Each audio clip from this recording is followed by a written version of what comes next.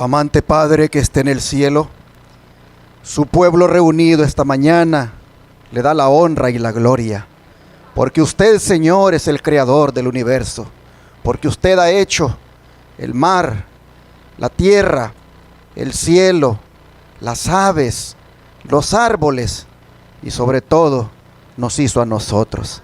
Así que hoy le reconocemos como nuestro creador, pero al mismo tiempo le agradecemos por su gran redención que hizo para cada uno de nosotros. Así que en calidad de redimidos estamos aquí ahora dándole la gloria por esa redención que hizo para cada uno de nosotros. Padre, le rogamos que al estar ahora listos para oír su palabra, su Espíritu Santo sea el que nos hable. Su Espíritu Santo sea el que ponga en nosotros esa impresión de cada texto, de cada cita del don de profecía, y así su pueblo sea edificado a la ley y al testimonio. Perdone nuestro pecado, Señor. Pase por alto nuestra transgresión y cúbranos con su manto de justicia. Se lo pedimos en el nombre de Jesús. Amén. Hoy quiero invitarles a que hagamos un estudio en forma de analogía o comparación entre lo que le sucedió a Jesús en los últimos días de su vida y lo que le sucederá al pueblo remanente en el final de los tiempos. Vamos a titular nuestro estudio: En el tiempo del fin, el remanente será traicionado. Sí, mis hermanos, le harán lo mismo que hizo Judas con nuestro Señor. La traición de Judas fue y es una profecía anunciada. El evangelista Marcos, al dar la lista de los 12 apóstoles, destaca eso en Judas. Leamos Marcos 3, versículo 13 al 19. Marcos 3, versículo 13 al 19.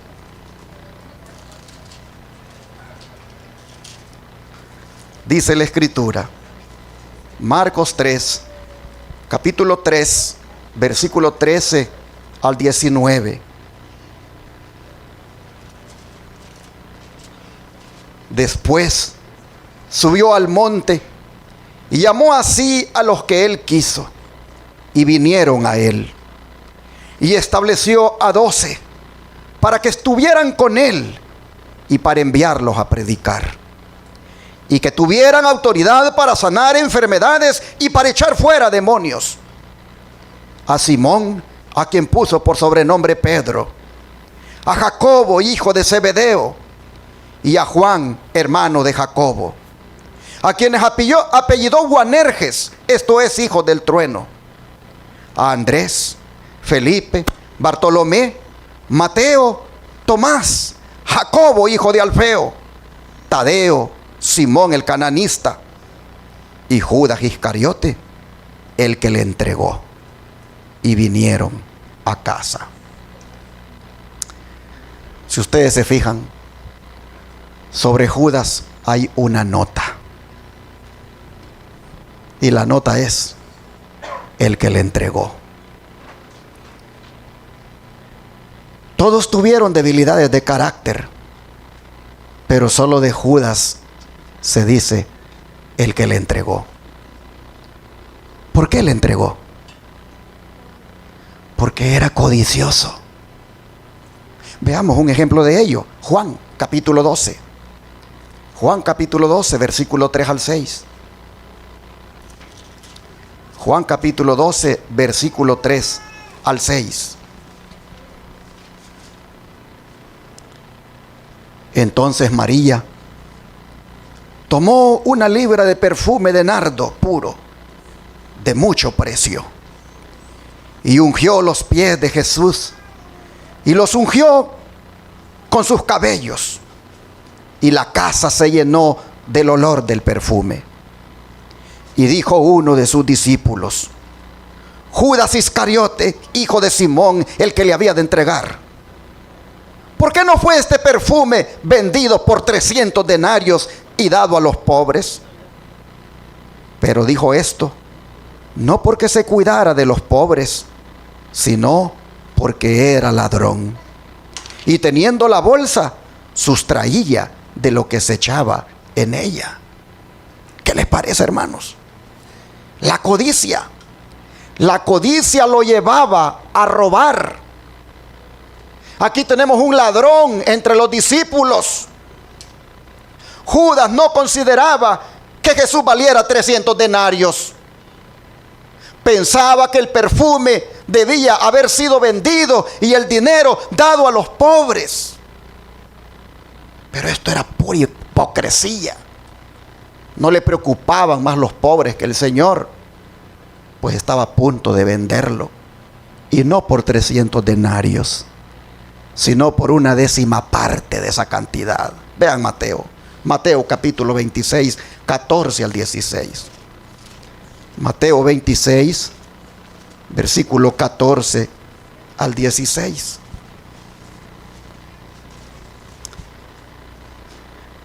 Entonces, uno de los 12, que se llamaba Judas Iscariote, fue a los principales sacerdotes y les dijo: ¿qué me queréis dar?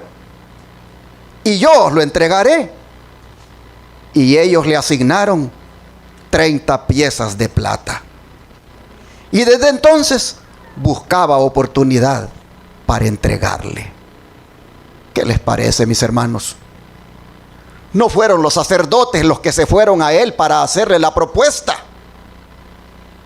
A ellos ni se les habría pasado por el pensamiento que uno de sus mismos discípulos de Cristo pudiera ser un traidor. De manera que les quedó como a la medida el que Judas llegara a hacer la propuesta. Pues justamente ellos habían tenido una reunión donde habían estado hablando sobre cómo prender a Jesús sin hacer alboroto. Miren, versículos 3 al 5 de aquí mismo, del capítulo 26. Entonces los principales sacerdotes, los escribas y los ancianos del pueblo se reunieron en el patio del sumo sacerdote llamado Caifás y tuvieron consejo para prender con engaño a Jesús y matarle. Pero decían: no durante la fiesta, para que no se haga alboroto en el pueblo. No se atrevían a meterse con él en público. Y tampoco sabían dónde hallarle en privado. De manera que al llegar Judas con la propuesta, la dificultad era superada. Cuando Judas llegó a ofrecer sus servicios, hermanos y hermanas, la dificultad que los sacerdotes tenían se resolvió. Esto nos dice que cuando alguien está apartado de Dios y está haciendo lo malo, el diablo les ayuda. El diablo les ayuda para resolver inclusive sus dificultades. Los gobernantes, con el poder que tenían, podían matar a Jesús, pero nadie, sino solo un discípulo, podía traicionarlo. Y tuvo que ser Judas. Podría haber sido otro. La profecía no había dicho quién era, pero lamentablemente él dio cabida. Yo os lo entregaré. Así llegó diciendo: yo os lo entregaré sin que podáis apresarlo con ruido y alboroto. ¿Qué me queréis dar? Esto es lo único que hizo que Judas traicionara a su maestro. Esperaba conseguir dinero de esa manera. El amor al dinero y no otra cosa hizo de Judas un traidor. ¿Qué me queréis dar?, dijo. ¿Y qué es lo que quería? No era pan para comer, ni ropa para ponerse, ni cosas indispensables, ni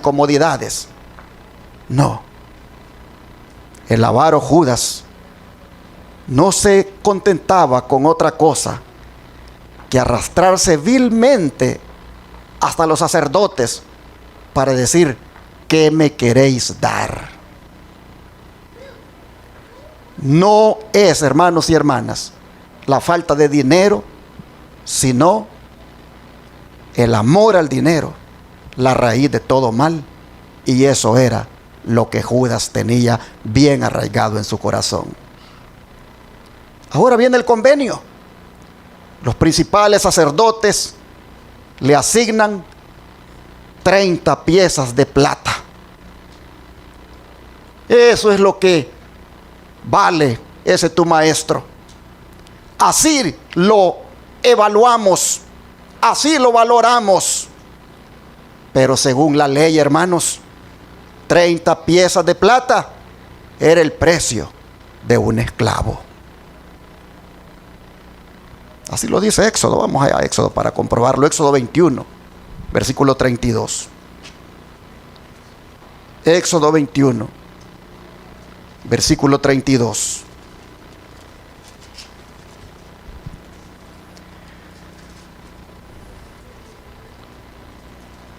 Si el buey acorneare a un siervo o a una sierva, está hablando de esclavos aquí, hermanos, pagará su dueño 30 siclos de plata y el buey será apedreado. 30 piezas de plata era, hermanos, el precio de un esclavo. Alguien hizo la conversión a dólares y le salieron $25.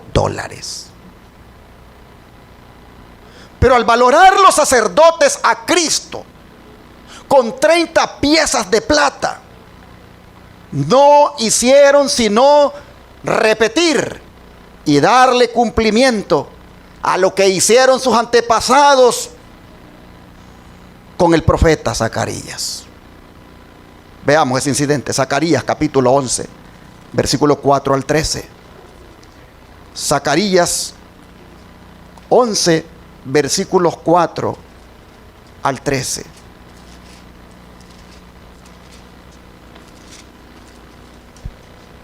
La Biblia dice lo siguiente. Zacarías 4, versículo 11 al 13. 4 al 13, perdón. Zacarías capítulo 11, versículos 4 al 13. Zacarías capítulo 11, versículos 4 al 13.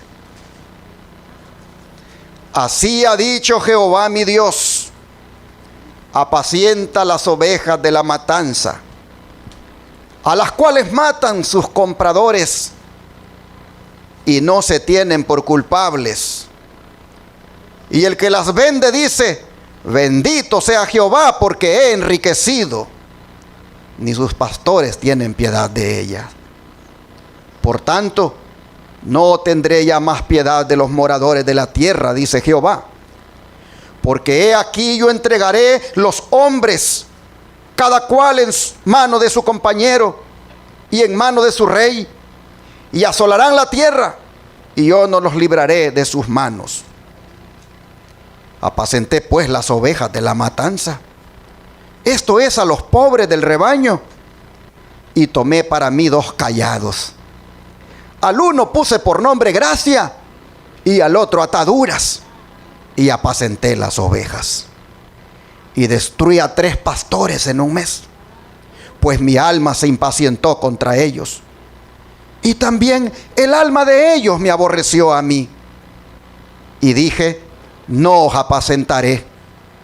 La que muriere, que muera, y la que se perdiere, que se pierda, y las que quedaren, que cada una coma la carne de su compañera. Tomé luego mi cayado, gracia, y lo quebré para romper mi pacto que concerté con todos los pueblos. Y fue deshecho en ese día. Y así conocieron los pobres del rebaño que miraban a mí, que era palabra de Jehová. Y les dije: si os parece bien, dadme mi salario, y si no, dejadlo.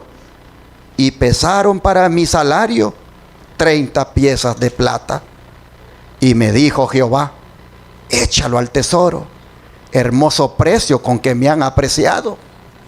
Y tomé las 30 piezas de plata y las eché en la casa de Jehová al tesoro. Hermanos y hermanas, aquí nosotros vemos al profeta Zacarías haciendo la labor de pastor, ya que los pastores asignados no estaban haciendo bien su trabajo. Más bien, dice, comerciaban con las ovejas de Israel.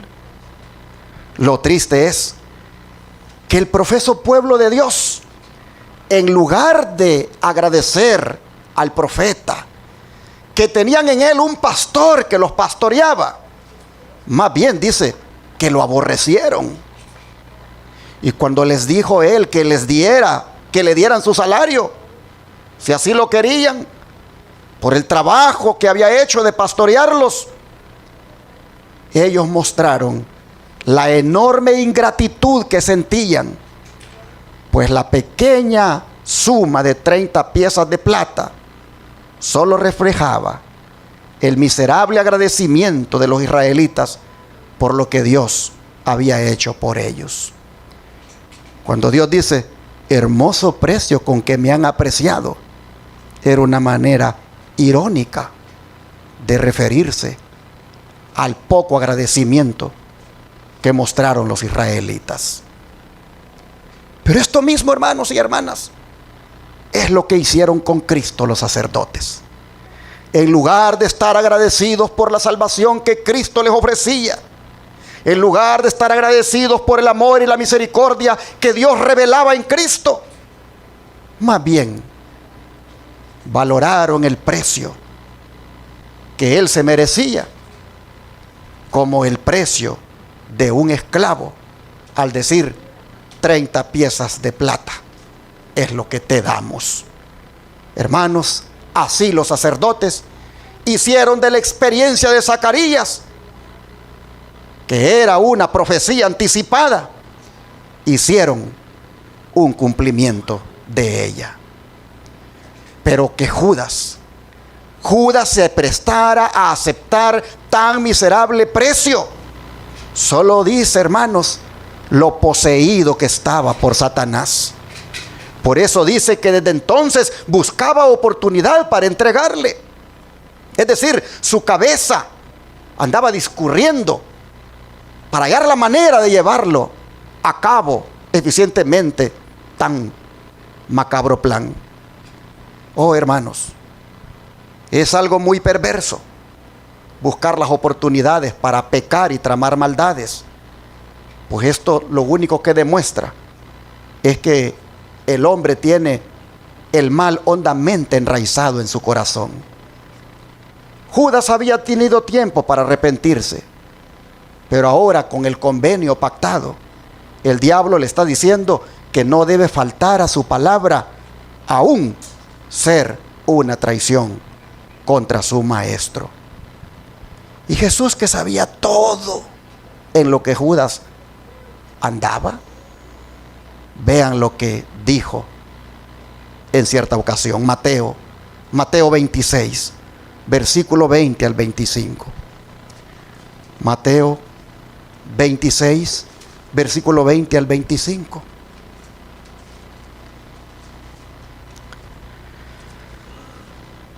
Cuando llegó la noche, se sentó a la mesa con los 12.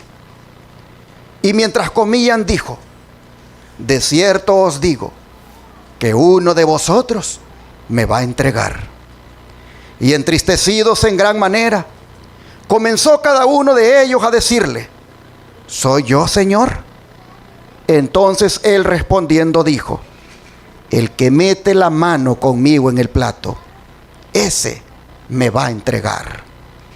A la verdad, el Hijo del Hombre va según está escrito de él.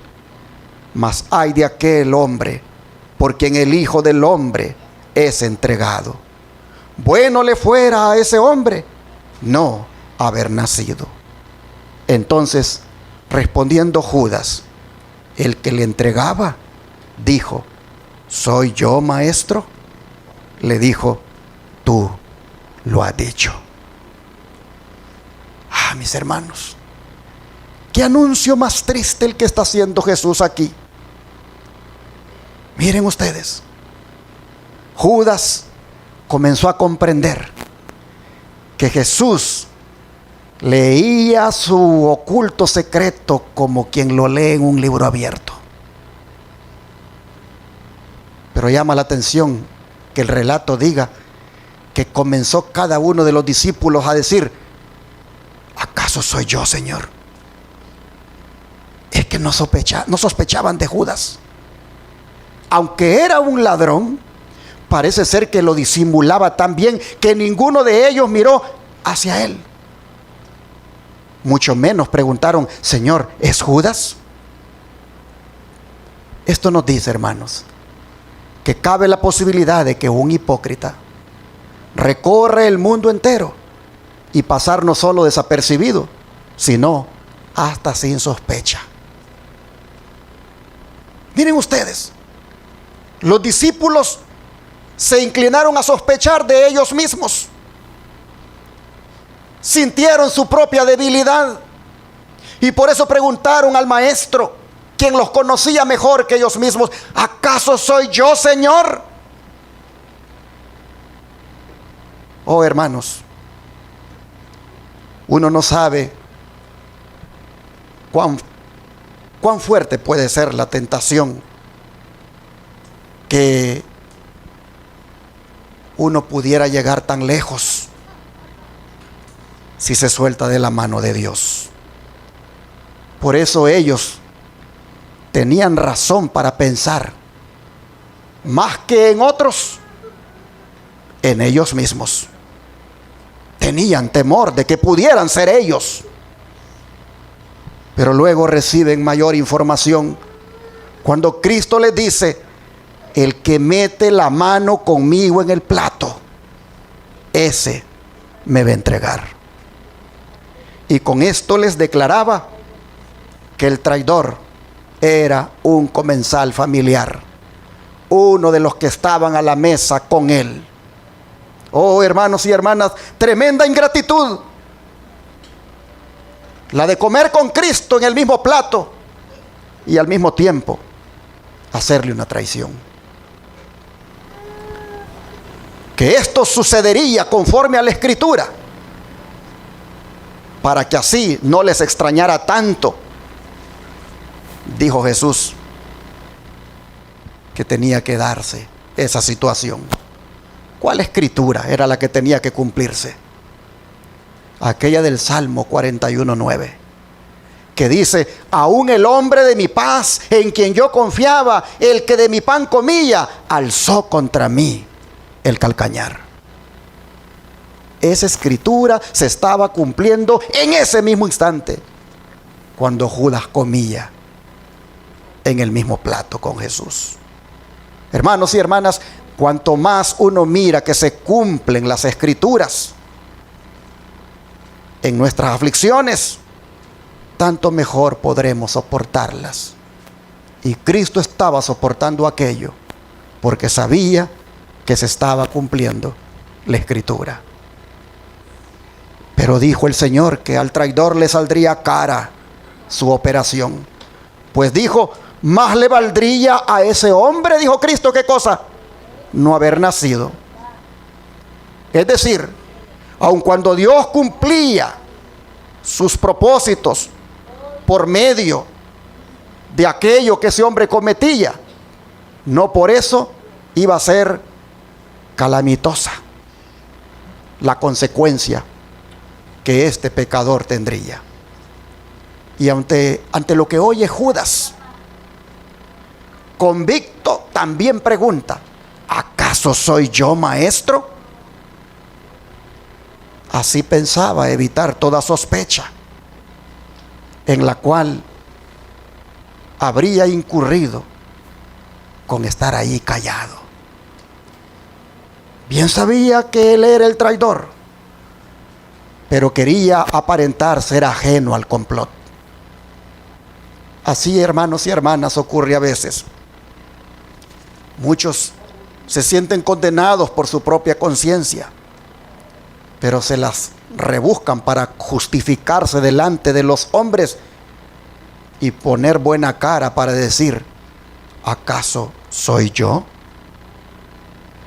Cristo pronto le contesta y le dice, ¿tú qué cosa lo has dicho? Eso, hermanos, era bastante para convencerle.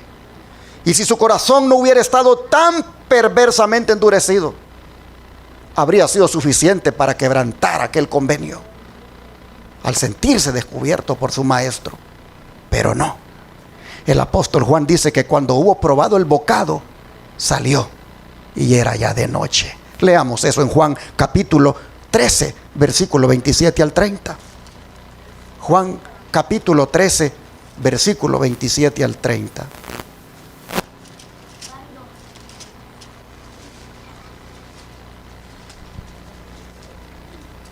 Juan 13, versículo 27 al 30. Y después del bocado, Satanás entró en él. Entonces Jesús le dijo, lo que vas a hacer, hazlo más pronto. Pero ninguno de los que estaban a la mesa entendió por qué le dijo esto. Porque algunos pensaban, puesto que Judas tenía la bolsa, que Jesús le decía, compra lo que necesitamos para la fiesta, o que le diese algo a los pobres. Cuando él pues hubo tomado el bocado, luego salió y era ya de noche. Hermanos y hermanas, cuando Juan escribió estas palabras, no hay duda de que pudo recordar la escena. Judas abriendo la puerta, marchando de la luz hacia la noche. Es que siempre es noche cuando un hombre se aparta de Cristo para seguir sus propios propósitos. Pero no deja de ser sorprendente la declaración. Y después del bocado, Satanás entró en él. Porque esto nos dice, hermanos, que el diablo en persona tomó posesión de Judas. Entró en él para hacer que quedaran establecidos firmemente en su corazón, ahora sí, el odio y el desprecio que estaba sintiendo hacia Cristo, como también su avidez por tener en sus manos el salario de su iniquidad y la resolución de obtenerlo a toda costa. Y si nos preguntamos, ¿por qué entró el diablo en él precisamente después del bocado? Quizás fue porque Satanás se percató de que eso era la señal convenida para descubrirle. Y era necesario que se decidiera llevar a cabo sus planes con la mayor determinación. Así, hermanos, Judas no apreció las bondades de Cristo. Y en lugar de mejorar su vida, la empeoró. Así también somos nosotros a veces. En lugar de apreciar las bondades que el Señor hace con nosotros, en lugar, hermanos, de mejorar nuestra vida, dichas bondades, empeoramos y quedamos confirmados en la obstinación y hacemos cosas desagradables delante de Dios, como Judas, que sin contrición y sin arrepentimiento avanzó hacia adelante en el plan. Cristo lo despidió a toda prisa, pues le dijo, lo que vas a hacer, hazlo más pronto. Como si le dijera, date prisa en consumar la traición que has planeado contra mí. Y con esto daba a entender Jesús, no solo que conocía muy bien los planes de Judas, sino que siendo el amo y señor de todas las cosas, era también el dueño de la situación. Y él mismo, hermanos, abandonaba a Judas al poder del diablo que había entrado en él. Todos los demás medios que Cristo había usado con Judas resultaron sin efecto por la resistencia del mismo Judas. Y es que cuando el espíritu diabólico, el ser humano lo recibe voluntariamente en su corazón, el Espíritu Santo se retira del lado de dicha persona. Jesús, con la frase que le dirigió a Judas, lo que has de hacer, hazlo más pronto, prácticamente le estaba diciendo, date prisa, Judas, no tengo miedo, estoy presto para ser entregado por medio de ti. Y Judas, hermanos, salió enseguida para comunicar a las autoridades a quienes se había ofrecido por dinero entregar a Jesús. Comunicarle a ellos del lugar y la hora conveniente para arrestar a su maestro. Sus planes habían sido descubiertos ahí en el aposento alto, así que era necesario darse prisa, pues salió enseguida como quien está cansado ya de soportar aquel ambiente, incluso la compañía de su Señor y de los demás discípulos. Jesús no tuvo que tomarle la mano y sacarlo a la calle, no, él se fue de muy buena gana a proseguir con su plan. Satanás había entrado en él y por lo tanto le daba prisa a que realizara sus planes. Pero quiero volver a destacar esto, de que cuando salió Judas, dice que ya era, ¿qué cosa? De noche. Hermanos y hermanas, era de noche allá afuera, pero también ya era de noche en el corazón de Judas. Porque los que obran el mal, dice la Biblia, son hijos de la noche, son hijos de las tinieblas. Así que a Judas no le importaron ni la oscuridad, ni el frío, ni la noche. Más bien, le servían para desenvolverse y pasar desapercibido en aquel macabro plan, puesto que la población se había retirado a descansar. Ahora, hermanos y hermanas, conocemos el resto de la historia.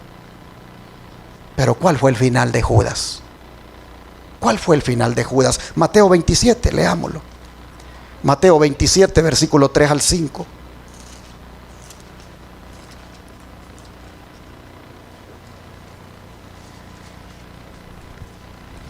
Entonces Judas,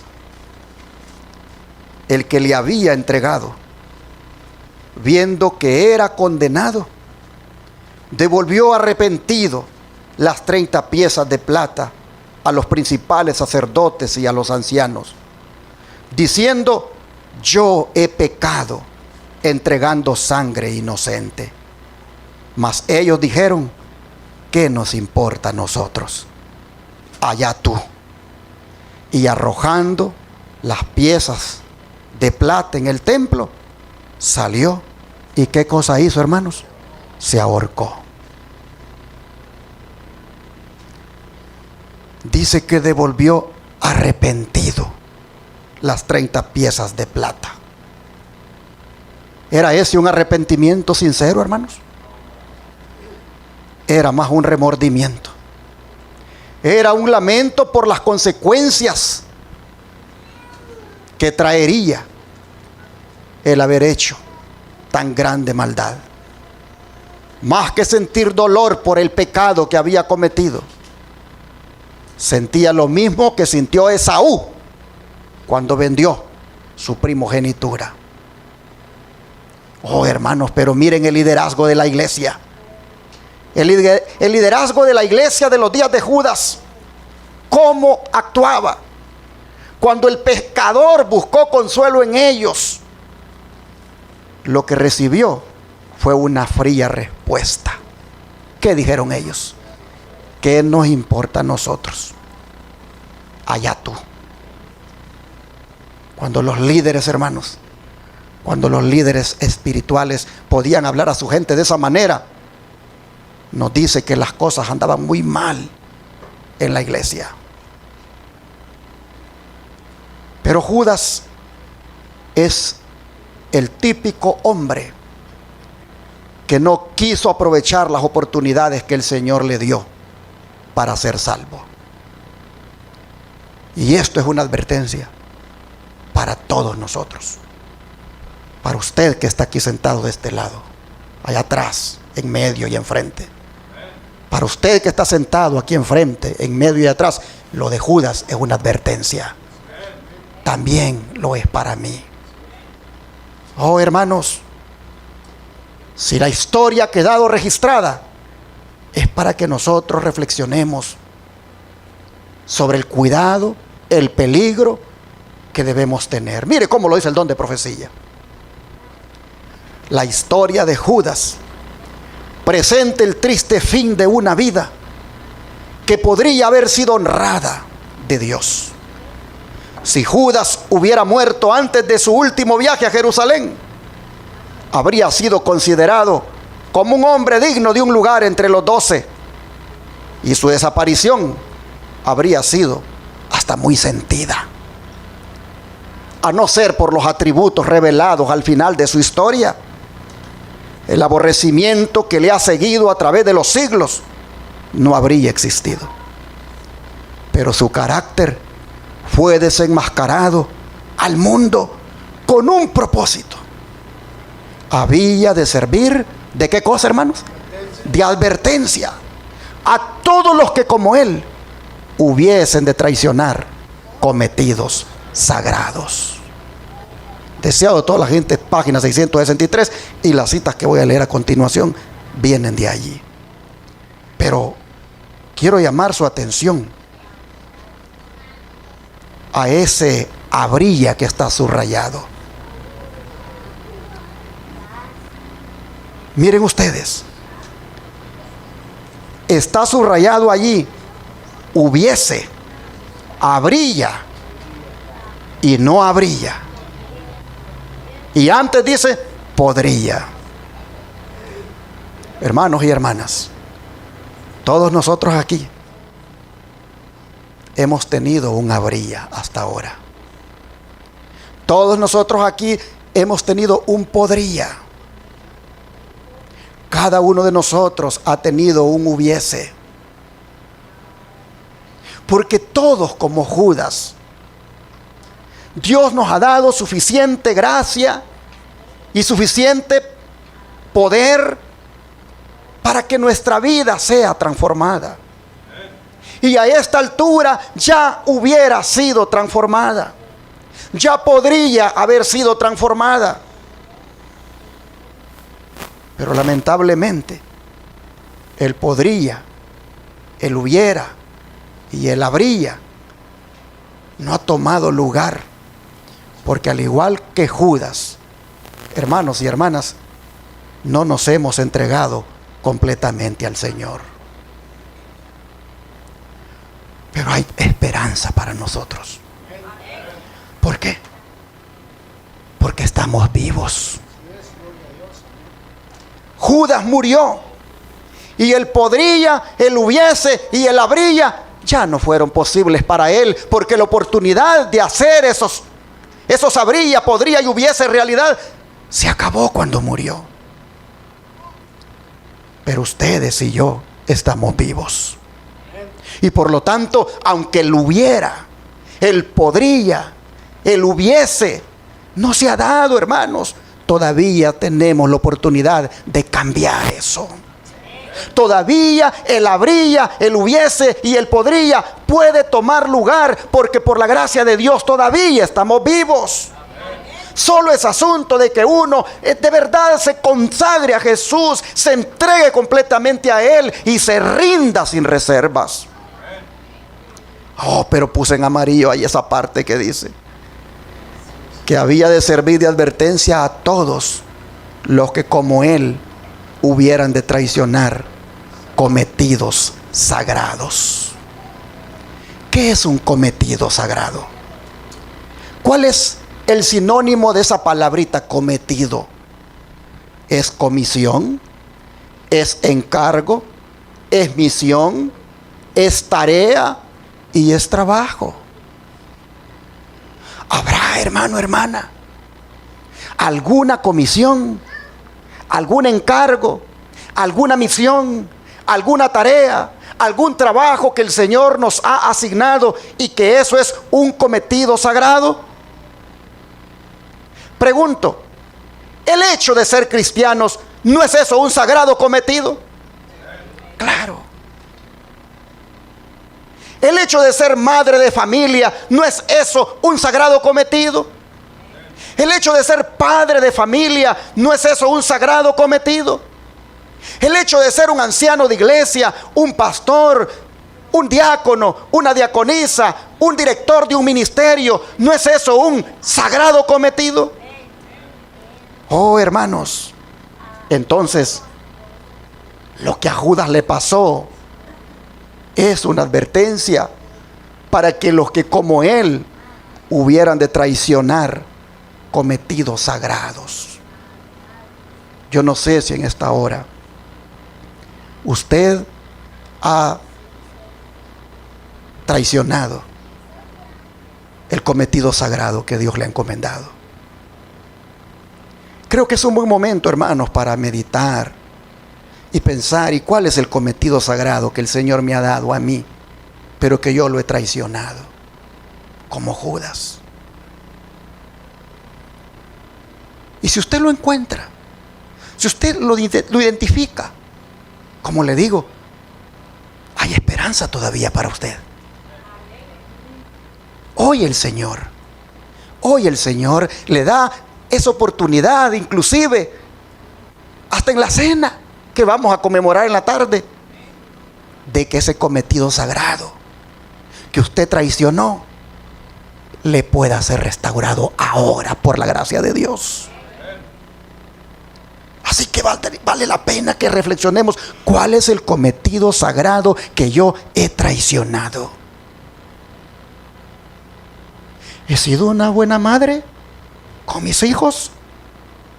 ¿Les he inculcado muy bien el temor de Dios? ¿Me he puesto adelante para que ellos me sigan? ¿O soy una madre que sé lo que debo hacer, pero de todas maneras no lo hago y le doy el mal ejemplo a mis hijos? ¿He sido un buen padre de familia? ¿Le he enseñado a mis hijos con el ejemplo a hacer un culto familiar, a orar con ellos? ¿Me he puesto adelante para que mis hijos me sigan? ¿O como cometido sagrado de ser un padre, simplemente lo he traicionado y no he hecho esa labor?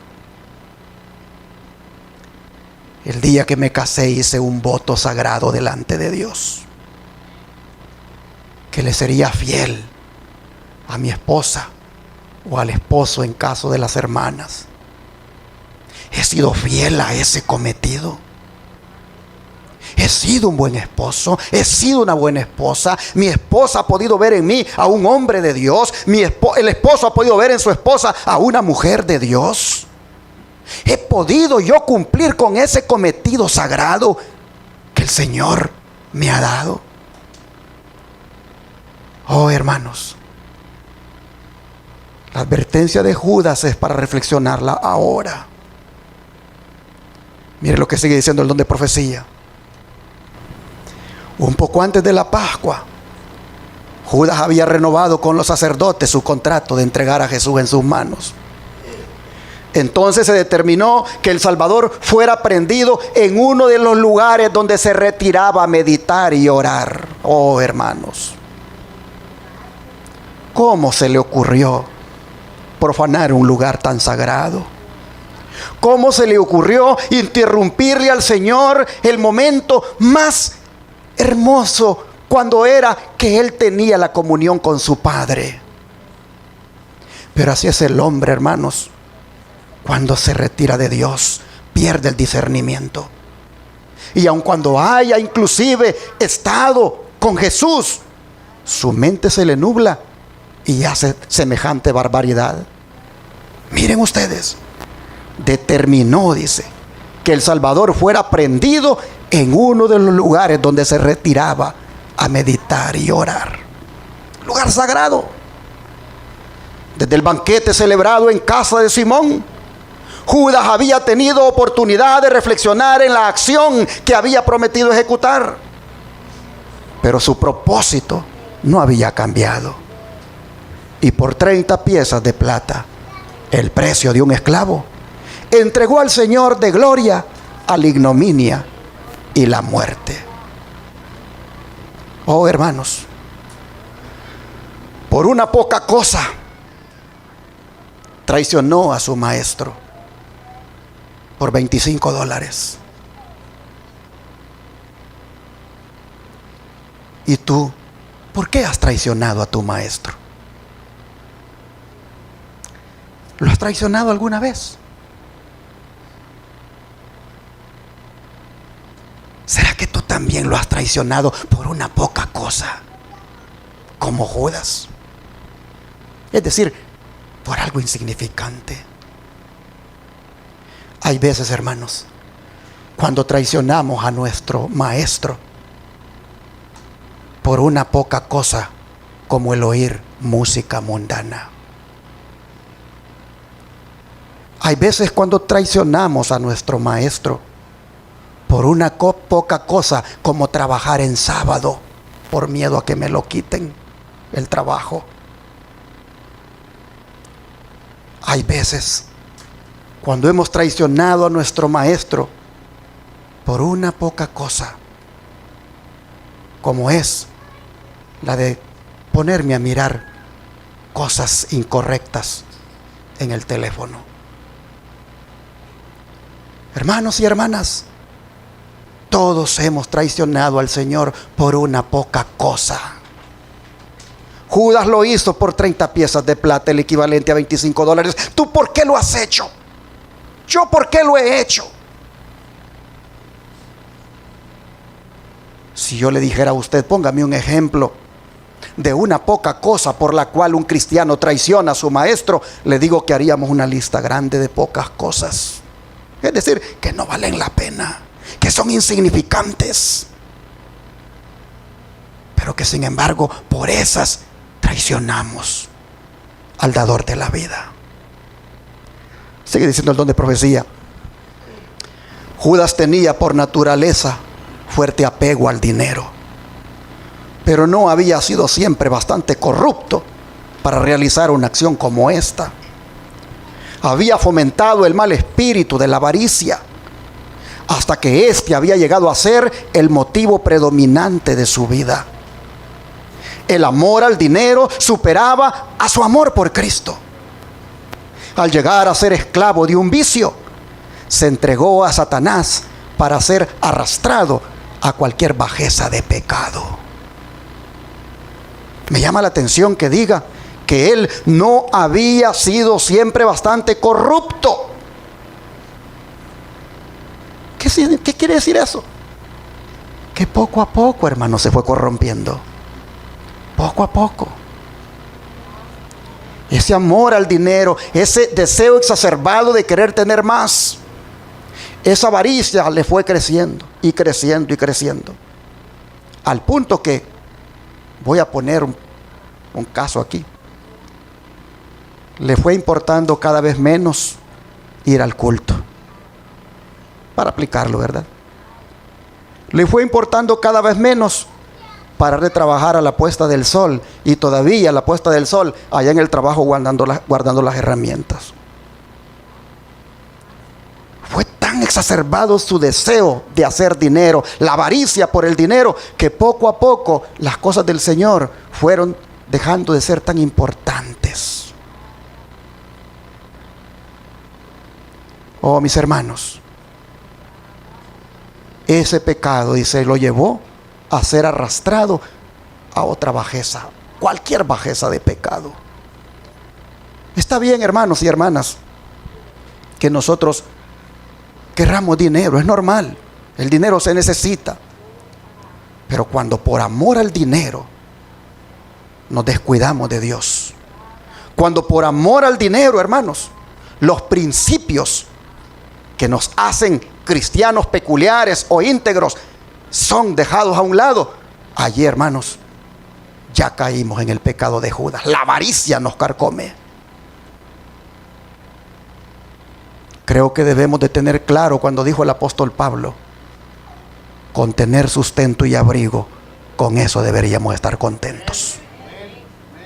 Porque hay veces cuando el deseo de querer tener más y más nos alejan del Señor. Sigue diciendo, Judas se había unido a los discípulos cuando las multitudes seguían a Cristo. La enseñanza del Salvador conmovía sus corazones mientras pendían arrobados de las palabras que pronunciaba en la sinagoga a orillas del mar o en el monte. Judas vio a los enfermos, los cojos y los ciegos acudir a Jesús desde los pueblos y las ciudades. Vio a los moribundos puestos a sus pies. Presenció las poderosas obras del Salvador al sanar a los enfermos, echar a los demonios y resucitar a los muertos. Sintió en su propia persona la evidencia del poder de Cristo. Reconoció la enseñanza de Cristo como superior a todo lo que hubiera oído. Amaba al gran maestro y deseaba estar con él. Sintió un deseo de ver transformado en su carácter y su vida. Sintió un deseo de ser transformado en su carácter y su vida y esperó obtenerlo relacionándose con Jesús. Así comenzó. El Salvador, dice, no rechazó a Judas. Le dio un lugar entre los 12. Le confió la obra de un evangelista. Le dotó de poder para sanar a los enfermos y echar a los demonios. Miren qué privilegio, hermanos. Pero Judas no llegó al punto de entregarse plenamente a Cristo. No renunció a su ambición mundanal o a su amor al dinero. Aunque aceptó el puesto de ministro de Cristo, no se dejó modelar por la acción divina. Creyó que podía conservar su propio juicio y sus opiniones y cultivó una disposición a criticar y acusar. Hermanos, me llamó la atención esta partecita, que el Señor le dotó de poder para sanar a los enfermos y echar a los demonios, pero que Judas no llegó al punto de entregarse plenamente a Cristo. ¿Cuántos privilegios tuvo Judas? ¿Cuántos enfermos como instrumento de Jesús pudo él, hermanos, ver que se sanaban cuando él invocaba el nombre de Cristo? ¿Cuántos demonios salieron cuando él invocaba el nombre de Cristo?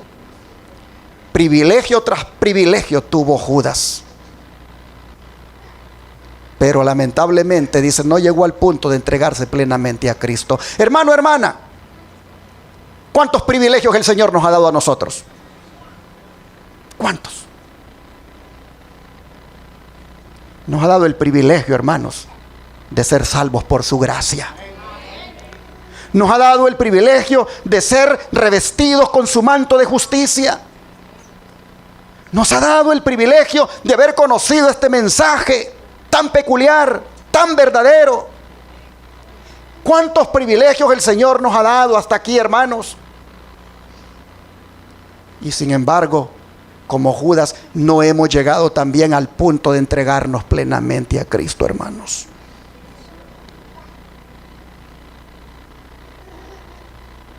Entre más privilegios uno tiene, más le es demandado. Sigue diciendo el don de profecía: Judas era tenido en alta estima por los discípulos y ejercía gran influencia sobre ellos. Tenía alta opinión de sus propias cualidades y consideraba a sus hermanos muy inferiores a él en juicio y capacidad. Ellos no veían sus oportunidades, pensaba él, ni aprovechaban las circunstancias, decía él. La iglesia no prosperaría nunca con hombres tan cortos de vista como directores, decía Judas. Pedro es impetuoso, obra sin consideración. Juan, que atesoraba las verdades que caían de los labios de Cristo, era considerado por Judas como mal financista. Mateo, cuya preparación le había enseñado a ser exacto en todas las cosas, era muy meticuloso en cuanto a la honradez y estaba siempre contemplando las palabras de Cristo y se absorbía tanto en ellas que, según pensaba Judas, nunca se le podría confiar la transacción de asuntos que requirieran previsión y agudeza. Y así pasaba Judas revista a todos los discípulos y se lisonjeaba de no tener él, porque de no tener él su capacidad para manejar las cosas, la iglesia se vería con frecuencia en perplejidad y embarazo. Judas se consideraba como el único capaz, aquel a quien no podía aventajársele en los negocios. en su propia estima, reportaba honra a la causa y como tal se representaba siempre. Si buscamos una palabra para calificar a Judas, esa palabra sería indispensable. Él se sentía indispensable. Él pensaba que sin él las cosas no funcionarían en la iglesia. Él pensaba que sin él el servicio de canto no iba a servir. Él pensaba que sin él el diaconado iba a ser un fracaso. Él pensaba que sin él las diaconisas iban a ser un desastre. Él pensaba que sin él los ancianos iban a llevar a la iglesia a la deriva. Él pensaba que sin él nada en la iglesia podía funcionar. Y los miraba a todos y les veía a cada uno defectos y se lisonjeaba de que si no fuera por sus habilidades, aquello no caminaría. ¿Habremos nosotros algunas veces manifestado ese espíritu, hermanos? ¿Habremos nosotros algunas veces sentido que somos indispensables en la iglesia? Hermanos y hermanas, en el pueblo de Dios nadie es indispensable. Somos necesarios, pero no indispensables. Dios puede trabajar conmigo o sin mí. Dios puede trabajar con usted o sin usted. No se nos olvide eso para que no se nos suban los humos a la cabeza. Así Judas lamentablemente iba labrando su propia ruina, mirando defectos en los otros y no mirando los suyos. Sigue diciendo, Judas estaba ciego en cuanto a su propia debilidad de carácter y Cristo lo colocó donde tuviera oportunidad de verla y corregirla. Como tesorero de los discípulos, estaba llamado a proveer a las necesidades del pequeño grupo y a aliviar las necesidades de los pobres. Mientras servía a otros, Judas podría haber desarrollado un espíritu desinteresado. Pero aunque escuchaba diariamente las lecciones de Cristo y presenciaba su vida de abnegación, Judas alimentaba su disposición avara. Las pequeñas sumas que llegaban a sus manos eran una continua tentación. Con frecuencia, cuando hacía un pequeño servicio para Cristo o dedicaba tiempo a propósitos religiosos, ¿qué hacía? Se cobraba de ese escaso fondo. Y aquí voy a tener que decir algo de lo que me pasó un día. La gente no le cree a uno lo que dice, pero hay un Dios en los cielos que sabe que uno dice la verdad. Yo siempre he dicho, aquí en este ministerio los recursos no alcanzan, desde el punto de vista humano no alcanzan. Esta iglesia no puede pagar los 12,500 que vale el canal de televisión cada mes. Esta iglesia lo más que logra conseguir cada mes son 8,000 para ese canal. La iglesia de Dallas no puede pagar tampoco los 13,500 que le cuesta el otro canal. Ni mucho menos los canales de San Antonio y Austin. Yo siempre lo he dicho. Y un día un hermano me dijo, pastor, vendí mi casa y el Señor me ha puesto en mi corazón que dé una ofrenda especial por la venta de esa casa. Un hermano que está fuera de aquí, o sea, no lo conocemos personalmente, pero también el Señor me ha puesto en mi corazón que de ese dinero que le voy a dar, usted tome $5,000 para usted, para sus necesidades. Y yo le dije, muchas gracias, hermano, pero las necesidades de este ministerio son tan grandes que yo no creo justo agarrarme esos $5,000. Y él dice, pastor, pero el obrero es digno de su salario. Y yo creo que usted tiene necesidades. Sí, las tengo, pero no sería justo que, tomando en cuenta cómo el ministerio va, que va por fe, yo venga y me aproveche de la bondad suya para tomarlos. Bueno, pastor, dice, de todas maneras yo se los he dado. Muchas gracias, le dije, haga de caso que me los dio, pero el Señor y yo sabemos que queda en la obra. Hermanos, hacer esas cosas, esas decisiones, a uno le da una gran paz, a uno le da una gran serenidad, una gran tranquilidad de que uno no se mueve en esto por el dinero. Si por el dinero fuera, hermanos, otras personas como él me han dicho, y tanto es para usted, yo no los agarro, hermanos. ¿Cómo yo voy a hacerle eso a la obra de mi Dios? Cuando veo yo cómo se necesita. Pero Judas, hermanos, el espíritu de Judas a veces viene y dice, si te lo mereces, agárratelo. Judas decía, es que me lo merezco y allá afuera me hubieran pagado tanto por esto, así que me voy a cobrar. Así Judas. Oh, hermanos, a sus propios ojos, dice, esos pretextos servían para excusar su acción, pero a la vista de Dios, dice, ¿era qué cosa? Era ladrón. Sí, hermanos, porque él tenía un superior. Él tenía un superior. Y si necesitaba recursos de esa tesorería, debía pedírselos a su superior, a su maestro. No debía agarrarlos solo porque sí, soy el tesorero. Así, hermanos y hermanas, nosotros miramos que este hombre estaba ciego, dice, a sus debilidades, y él más bien no miró por qué Dios lo puso en ese cargo. Porque Dios dice que lo puso en ese cargo para darle la oportunidad a desarrollar su carácter. Para que al mirar él cuán poquitos recursos eran y que había que hacer tanta obra, él pudiera mirar que él debía ser desinteresado. Hermanos, el Señor lo puso allí en ese puesto para eso. Hermanos, cuando Dios nos pone en un lugar con una responsabilidad, Él lo hace para que allí desarrollemos nuestro carácter. Judas no entendió eso. Jesús sabía muy bien las tendencias de Judas, pero de todas maneras le dio la tesorería y nunca lo recriminó por lo que hacía, porque el Señor esperaba que cada vez que él se mirara en esa tentación, él desarrollara su carácter, un carácter desinteresado. Oh, hermanos, cuántas veces el Señor nos ha puesto en un lugar, en una responsabilidad para que hagamos eso, desarrollar el carácter semejante al de Cristo. Mira, hermano, hermana, tú antes estabas en otra congregación, allá estabas, pero ¿por qué crees que Dios te tiene aquí ahora? Dios te trajo aquí y te tiene aquí para que aquí tú desarrolles un carácter conforme al de Cristo.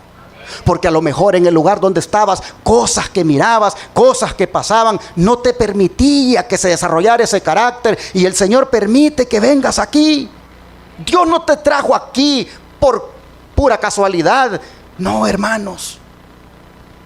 Y si el Señor todavía viene y dice, te voy a dar este privilegio para que hagas algo en la iglesia, con más razón, hermanos, para que desarrollemos nuestro carácter. Ojalá lo entendiéramos y aprovecháramos bien la oportunidad que Dios nos da. Sigue diciendo. La declaración con frecuencia repetida por Cristo de que su reino no era de este mundo, ¿qué pasaba con Judas? Lo ofendía. Él había trazado una conducta de acuerdo con la cual él esperaba que Cristo obrara. Se había propuesto que Juan el Bautista fuera librado de la cárcel, pero aquí que Juan había sido decapitado, y Jesús, en vez de aseverar su derecho real y vengar la muerte de Juan, se retiró con sus discípulos a un lugar del campo. Qué raro comportamiento, pudiendo agarrar las espadas e ir a ver cómo vengaban la muerte de Juan. Judas dice que quería una guerra más agresiva. Pensaba que si Jesús no impedía a los discípulos ejecutar sus planes, la obra tendría más éxito. Notaba la creciente enemistad de los dirigentes judíos y vio su desafío quedar sin respuesta cuando exigieron de Cristo una señal del cielo. Su corazón estaba abierto a la incredulidad y el enemigo le proporcionaba motivos de duda y rebelión. ¿Por qué se espaciaba tanto Jesús en lo que era desalentador? Decía Judas. ¿Por qué predecía pruebas y persecución para él y sus discípulos? La perspectiva de obtener un puesto elevado en el nuevo reino había inducido a Judas a abrazar la causa de Cristo. ¿Iban a quedar frustradas sus esperanzas? Judas no había llegado a la conclusión de que Jesús no fuera el Hijo de Dios, pero dudaba y procuraba hallar alguna explicación de sus poderosas obras. Así, lamentablemente, hermanos, describe el don de profecía las falsas expectativas que se formó de Cristo este apóstol, las dudas que dejó que llenaran su corazón. Pero miren lo que sigue diciendo: pero Judas no estaba completamente empedernido. Aún después de haberse comprometido 2 veces a traicionar al Salvador, tuvo oportunidad de ¿qué cosa? De arrepentirse. En ocasión de la cena de Pascua, Jesús demostró su divinidad revelando el propósito del traidor. Incluyó tiernamente a Judas en el servicio hecho a los discípulos, pero no fue oída su última súplica de amor. Entonces el caso de Judas fue decidido y los pies que Jesús había lavado salieron para consumar la traición. Judas razonó que si Jesús había de ser crucificado, el hecho acontecería de todos modos. Su propio acto de entregar al Salvador no cambiaría el resultado. Si Jesús no debía morir, lo único que haría sería obligarle a librarse. En todo caso, Judas ganaría algo por su traición. Calculaba que había hecho un buen negocio traicionando a su Señor. Miren ustedes, hizo un negocio con esa horrible decisión de traicionar a su Señor. Pero me llama la atención, voy para atrás para leer esta partecita, que dice que los pies que Jesús había lavado allí en esa última cena salieron para consumar la traición. Hermanos y hermanas, por eso cuando celebramos la cena del Señor, hay que tomar conciencia de lo que estamos celebrando. Cuando nos lavamos los pies, hermanos, hay que hacer ahí un compromiso serio de que el Señor nos lave de toda contaminación de carne y de espíritu, como dijo Pablo. Hay que, cuando nos lavamos los pies, hacer ahí un voto, un compromiso de que el Señor nos ayude y que cooperaremos con Él para que esos pies se mantengan siempre lavados. Qué triste que se diga que Judas lavó los pies, dice, inmediatamente Jesús se los lavó y salieron para consumar la traición. ¿Cuántos hay que se lavan los pies y en la noche salen del templo para ir todavía a consumar su traición en las pocas cosas, en las 30 piezas de plata, en lo que no significa nada? Van para ir a consumar su traición. Se lavaron los pies y luego en la noche ya están esos pies otra vez contaminándose con el pecado. Bueno es que veamos, hermanos, esto que Judas hizo como malo para que nosotros no lo hagamos. Y que efectivamente cuando nos lavemos los pies, nuestros pies salgan para ir a honrar a nuestro Señor. Sigue diciendo: Judas se echó entonces a los pies de Jesús, reconociéndole como Hijo de Dios y suplicándole que se librara, cuando él ya miró que lo tenían capturado. El Salvador, dice, no reprochó a su traidor. Sabía que Judas no se arrepentía, que su confesión fue arrancada a su alma culpable por un terrible sentimiento de condenación en espera del juicio, pero no sentía un profundo y desgarrador pesar por haber entregado al inmaculado Hijo de Dios y negado al Santo de Israel. Sin embargo, Jesús no pronunció una sola palabra de condenación. Miró compasivamente a Judas y dijo: para esta hora he venido al mundo. Porque él le rogaba que se soltara. Ahora sentía ese cargo de conciencia de lo que había hecho. Ahora deseaba que él ejerciera su poder y se deshiciera de los soldados. Jesús le dijo: para esta hora he venido al mundo. Pero hermanos, me llama la atención, voy para atrás, que diga de que el Señor no reprochó a su traidor. Sabía que no se arrepentía, que su confesión fue arrancada de su alma a su alma culpable, pero aún así dice que no le reprochó. ¿Qué nos enseña esto, hermanos? Que nosotros tampoco deberíamos de reprochar a ni un pecador por sus pecados. Nosotros también deberíamos de ser compasivos como el Señor. El Señor, hermanos, a nosotros nos ha tenido mucha compasión. Y cuando alguien peca, cuando alguien comete un error, nosotros también deberíamos de ser compasivos con él o con ella, así como Cristo lo ha sido con nosotros. Jesús no reprochó a su traidor. Y hay veces cuando nosotros somos prestos para decir palabras como, bueno, eso le pasa por andar mal con Dios. Ya estamos dando el reproche. Bueno, es que si usted hubiera hecho aquí, no le hubiera pasado esto, pero como hizo... Hermanos, ¿cuántas veces somos prestos para reprochar al pecador? Jesús no reprochó a su traidor, hermanos. Aprendamos de eso. Dice, un murmullo de sorpresa corrió por toda la asamblea. Con asombro presenciaron todos la longanimidad de Cristo hacia su traidor. ¿Qué es longanimidad? Bondad, hermano, misericordia. Y otra vez sintieron la convicción de que ese hombre era más que mortal, o sea, Cristo. Pero si era el Hijo de Dios, se preguntaban, ¿por qué no se libra de sus ataduras y triunfa sobre sus acusadores? Entonces Judas vio que sus súplicas eran vanas y salió corriendo de la sala exclamando, demasiado tarde, demasiado tarde.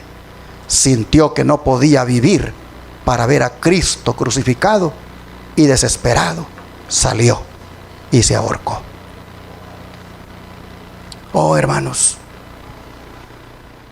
¿cuántos como Judas dirán en aquel día? Demasiado tarde, demasiado tarde. Oportunidad tras oportunidad el Señor les concedió.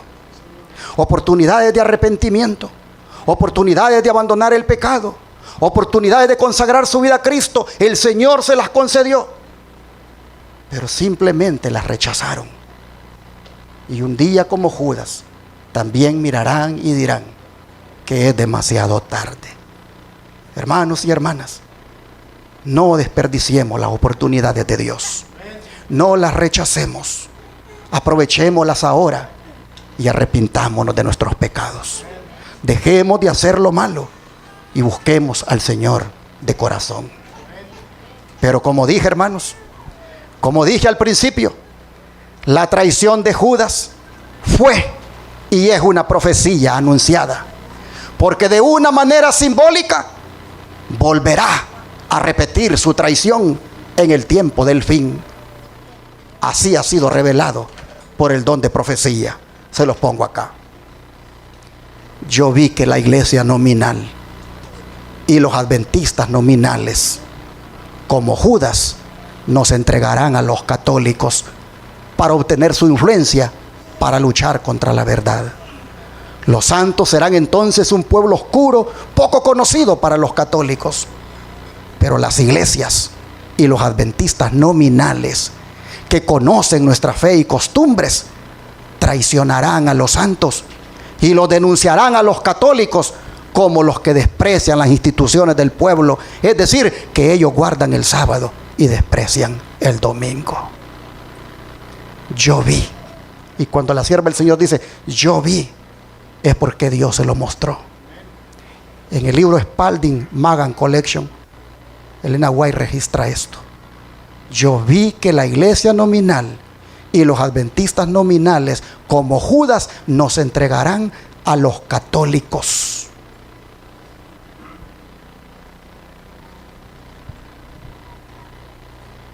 ¿Quién es un adventista nominal?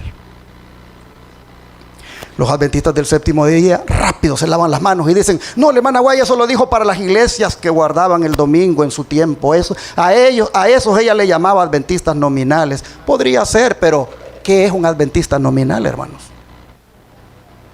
Es uno que solo lleva eso de nombre, que es adventista de nombre, pero que con sus actos, con su forma de vivir, demuestra que no es genuino, es nominal.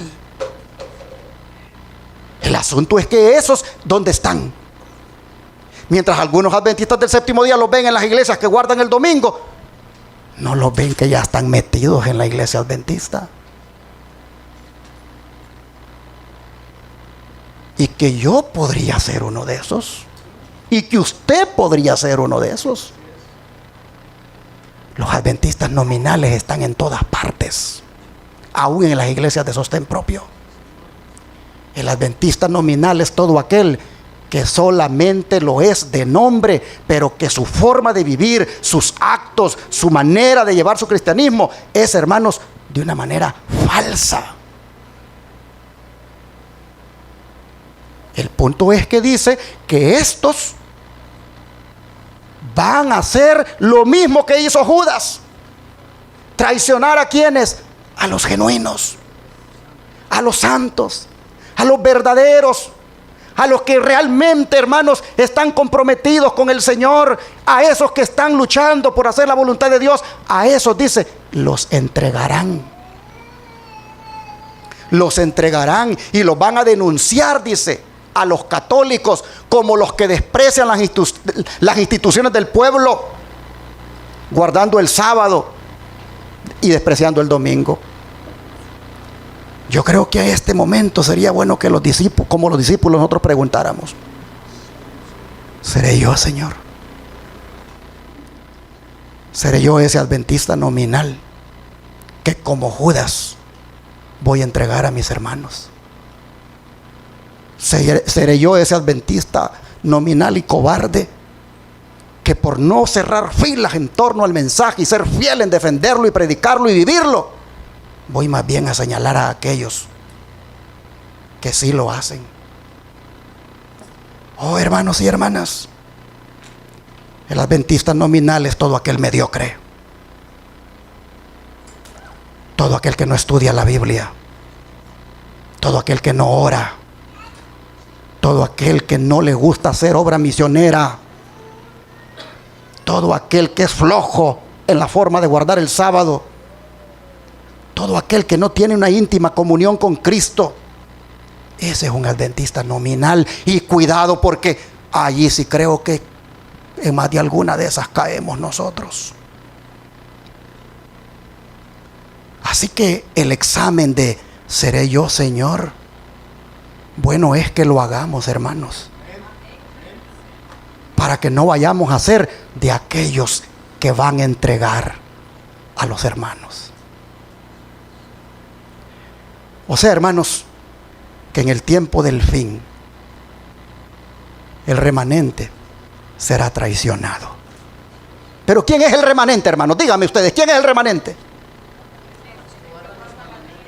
Apocalipsis 12:17, no lo vamos a leer, pero usted ya sabe lo que dice. Son los que guardan los mandamientos de Dios y tienen el testimonio de Jesucristo. Pues a ellos, dice, los adventistas nominales los van a denunciar, los van a entregar, los van a traicionar con los católicos. ¿Y por qué los adventistas nominales? Porque ellos, dice Elena White, conocen bien nuestras costumbres, conocen bien cómo nosotros guardamos estos mandamientos, cómo nosotros creemos esto. Ellos saben muy bien cómo pensamos. Así que ellos nos traicionarán.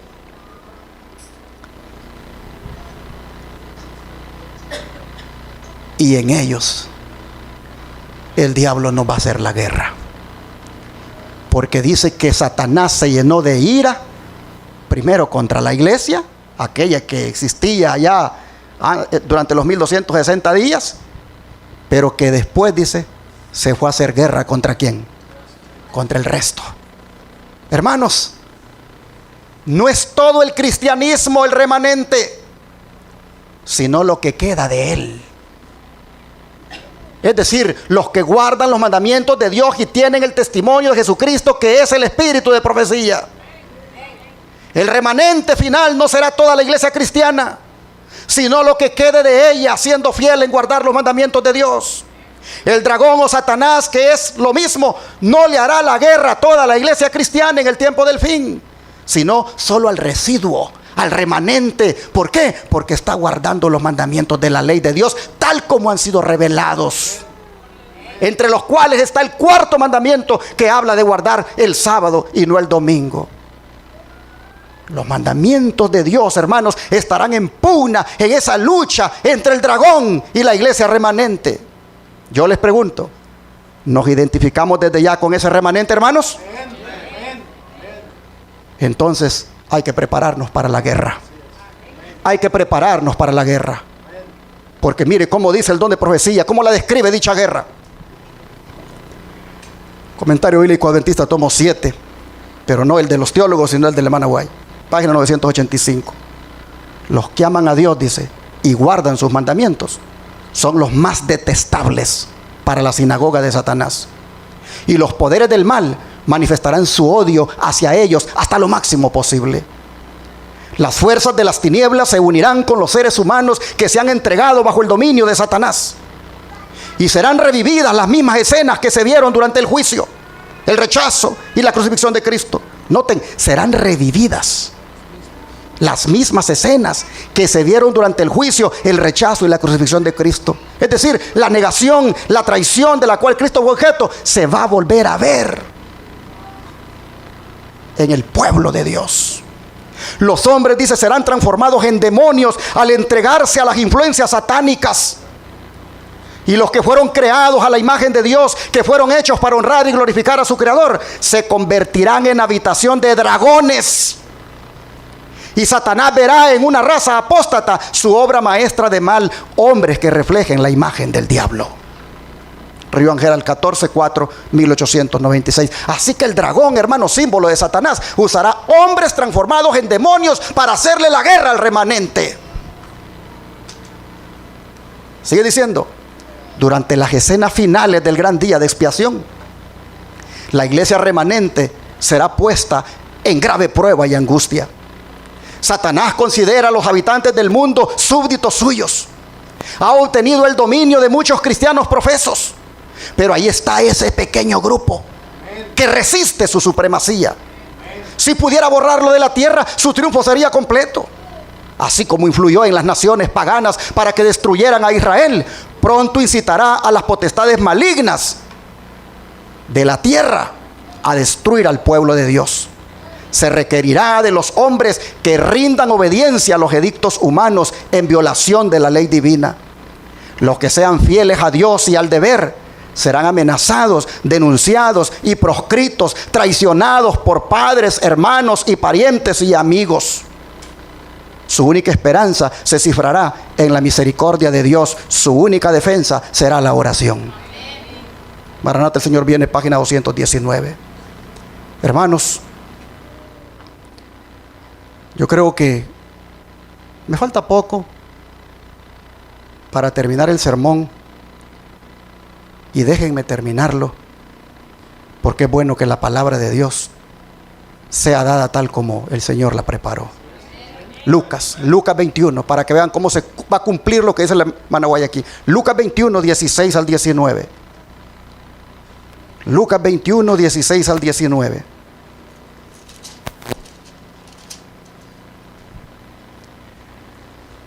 Dijo el Señor: mas seréis entregados aún por vuestros padres y hermanos y parientes y amigos, y matarán a algunos de vosotros.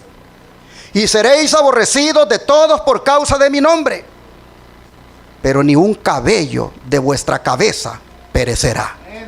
Con vuestra paciencia ganaréis, ¿qué cosa, hermanos? Vuestras almas.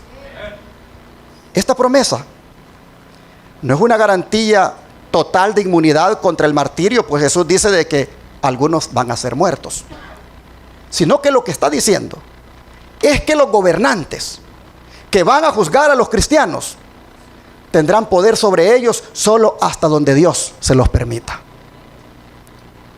Pero lo que sí es de destacar, hermanos, aquí es la perseverancia que nos debe caracterizar en medio de la prueba. Pues dice que con nuestra paciencia ganaremos, ¿qué cosa? Nuestras almas. Así que cuando la traición tome lugar, hermanos, recordemos estas cosas, como también debemos recordar lo que nos dice el Señor en Juan 16, verso 33. Juan 16, verso 33. Juan 16, verso 33. Estas cosas os he hablado para que en mí tengáis paz. En el mundo tendréis aflicción, pero confiad, yo he vencido al mundo. Hermanos y hermanas, ¿qué cosa nos está ofreciendo el Señor aquí? Su paz.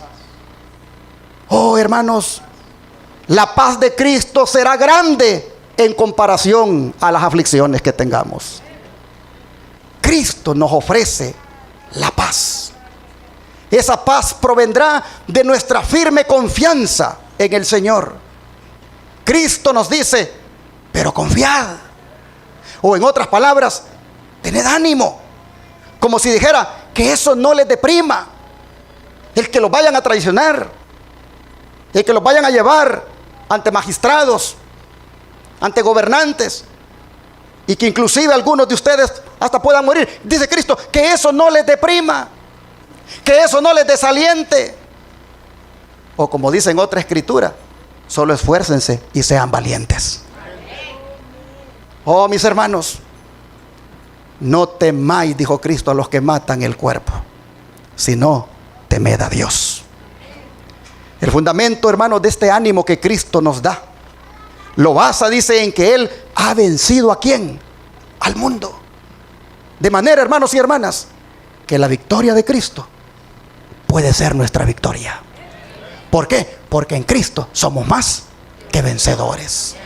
Cristo triunfó. Cristo triunfó de la maldad del mundo. Él fue sometido a las más duras pruebas, los maltratos que le infligieron. Pero Él dice que soportó la cruz menospreciando el oprobio. Oiga eso. Soportó la cruz menospreciando el oprobio. El oprobio no le quitó la paz al Señor. Y por eso nos dejó lo último que Él mantuvo en la cruz.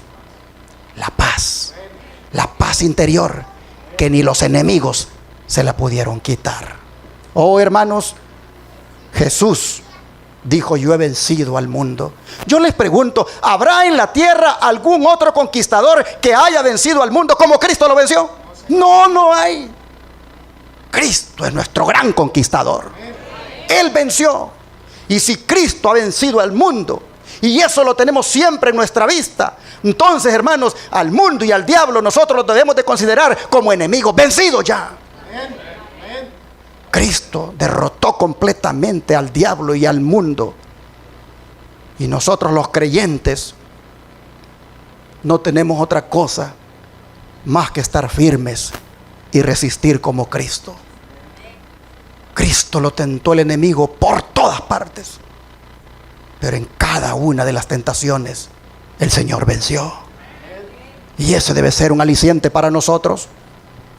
Oh, hermanos y hermanas, que nadie ni nada nos derrote.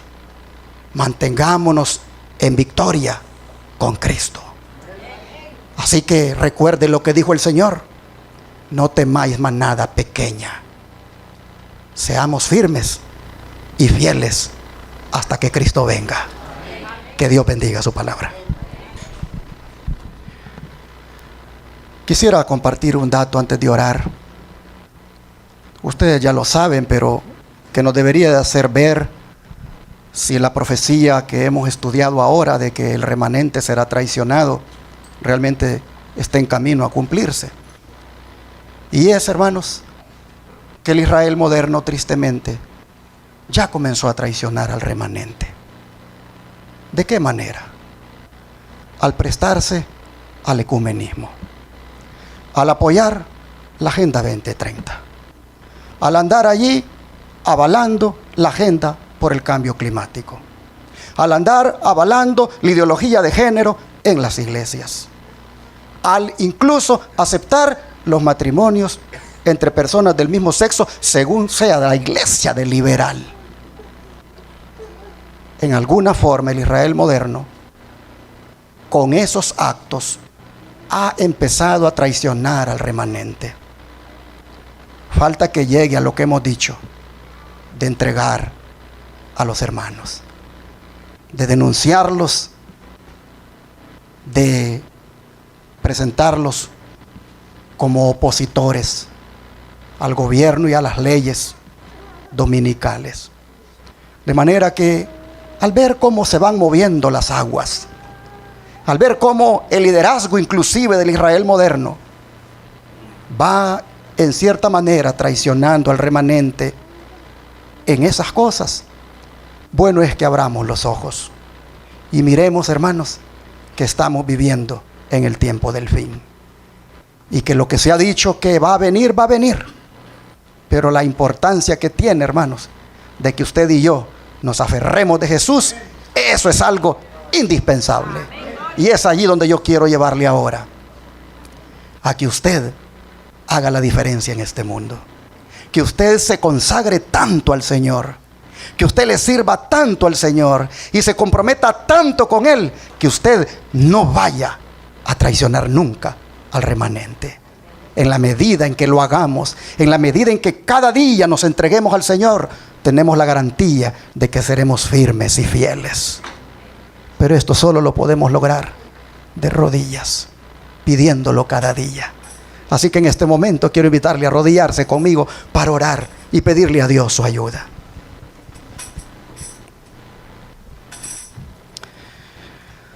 Amante Padre que esté en el cielo, al ponernos usted en perspectiva lo que ha de acontecer al final de los tiempos con su pueblo remanente, y al identificarnos nosotros con dicho pueblo y ver cómo Judas aparecerá en la persona de aquellos que nos traicionarán, oh Señor, estamos en este momento pidiéndole que no vayamos a ser nosotros nunca traidores de su pueblo. Que nos ayude, Señor, a amarle tanto y servirle, que nunca vayamos a traicionar a ningún hijo de su pueblo. Le rogamos, Padre, que nuestra adhesión a usted, a su justicia, a su santidad, a su verdad, sea tan profunda y sea tan permanente, que nos garantice que en ese tiempo nosotros quedemos dentro de los fieles, dentro de ese remanente que a toda costa sigue guardando sus mandamientos y tiene el testimonio de Jesucristo. Ayúdenos, Señor. Ayúdenos a no claudicar. Ayúdenos a no transigir con el pecado. Ayúdenos, Señor, a no violar los principios. Ayúdenos a mantenernos sin avaricia, sin codicia, sin esa actitud de crítica y de juzgamiento como la que Judas tuvo. Ayúdenos, Señor, a despojarnos de todo eso y a vivir de una manera que a usted le agrade. En sus manos nos encomendamos y le pedimos nos dé victoria sobre el pecado, nos dé victoria sobre todas las cosas que llevaron a Judas al fracaso. Que nos ayude, Señor, a nunca traicionarle más en nuestra vida. Ayúdenos, Señor, a serle fieles. Nosotros creemos que si usted nos ayuda, lo podremos lograr. Así que le pedimos esta ayuda en el nombre de Jesús. Amén.